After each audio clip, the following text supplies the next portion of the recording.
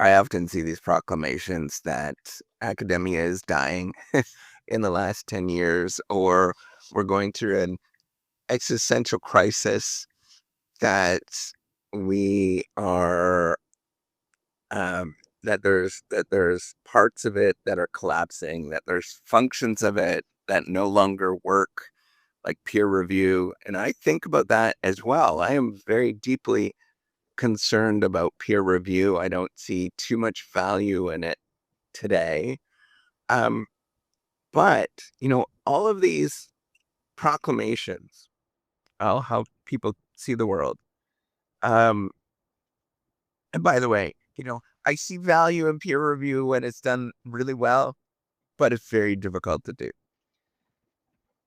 So I see all these proclamations about we're going through this sort of collapse of the academic system. And if you were to look at it and look at the sort of social norms, routines, how things are done, and that there has been pressure on the system in terms of funding, in terms of believing in the beliefs and the sort of points that are often talked about in the news, you'd be really concerned. But another way to look at it, one of the things that is taught as I'm, you know, I'm, so I view myself as a scientist. I view myself, secondly, as a social scientist. And then I view myself as more of an organizational theorist. And then finally, maybe thinking about strategy and innovation, these sort of contextual things. So one of the things that your organizational theory gets you to think about is to look at the same problem in many different ways. And one of the ways that you can view it is simply a collection. You can view academia as a collection of just very smart people, right? And we're paying. One way to look at it is like, okay, it's this position where we just collect a bunch of smart people together. And then these smart people go off and go think about things, right? You could think about actually, this was le- legitimately the Manhattan Project, which was the creation or the birth of the nuclear bomb.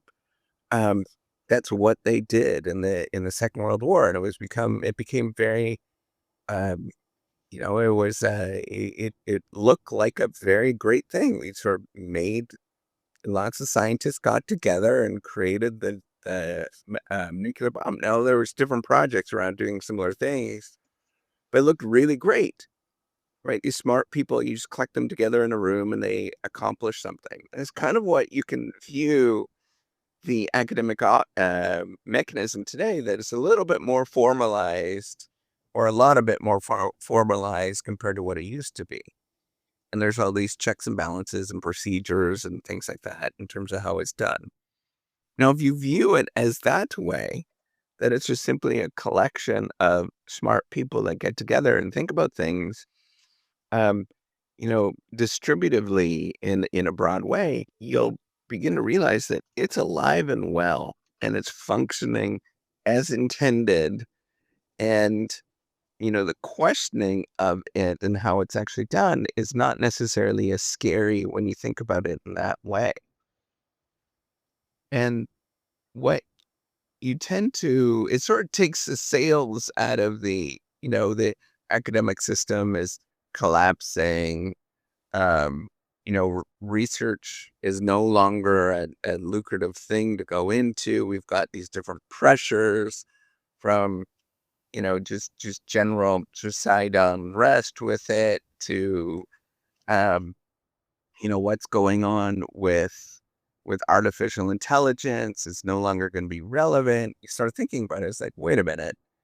If artificial intelligence comes in, or any of these pressures come in, there's smart, intelligent people that will think about different ways of doing this. And these smart, intelligent people, even if you disband the entire system, or you just like get rid of it, and you say, we're no longer doing it this way, it's not going to be publicly funded, those smart, intelligent people will be picked up by corporations, and they'll create their own system, their own private enterprise to capture the intelligence of these individuals. And perhaps that it will actually go out and do something that's even more productive and more interesting. I don't know. Maybe it might be worse. Maybe it'll be better. It's hard to think about what it will actually look like. Sometimes it's better and sometimes it's worse when these kind of things happen. And it's just a function of how it's actually implemented, the sort of checks and balances and how it's managed, all those kind of things. But what I'm saying is I'm not scared of the sort of dismantling of the academic system. I'm actually excited about the possibilities whenever there's these things that happen, right? And then getting rid of different aspects of it. And yes, it's threatening to me. Um, all of these things are scary. They're sort of that there's aspects of it that you're like, oof, I don't know if I want to do that at this moment.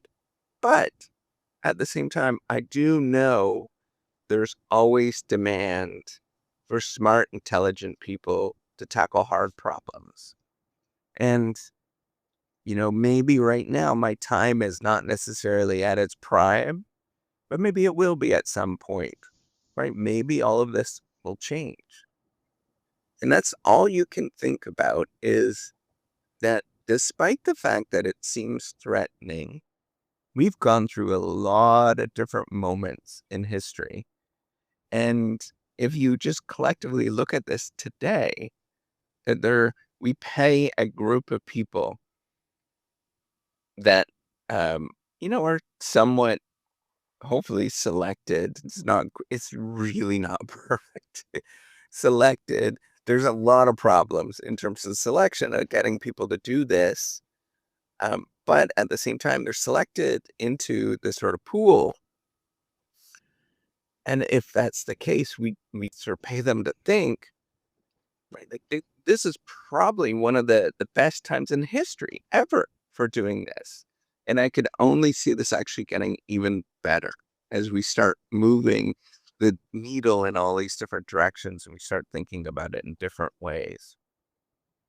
So, despite the fact that, yes, it might feel like an existential crisis and things are changing and, my life will certainly change in different ways, I'm okay with that. Let it be. I think it'll be fun, exciting. There's always more interesting, quirky things that happen around the corner. And that's ultimately the joy of being part of the scientific effort. All right. Take care and have a wonderful day.